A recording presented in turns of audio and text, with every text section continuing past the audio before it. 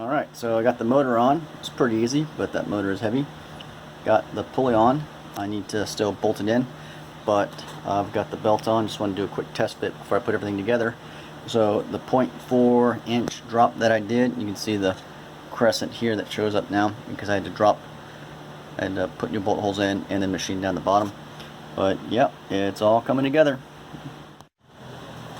I finally got the box finished for this to where it's somewhat decent. It's not perfect, but I need to put holes in the top for heat sinks and everything, but it works. And so yeah, it's getting there.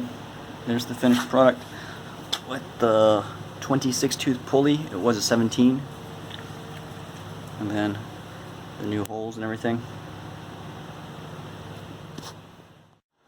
One thing interesting about the cart is sometimes when you floor it, sometimes when you floor it, it doesn't work. But one thing you can do, if it doesn't work, floor the brake, floor the gas. So there's the launch control. And I've got the motor just sitting here. As you can see.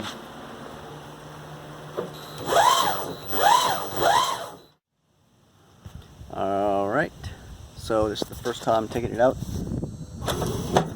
New gear. Still has good acceleration.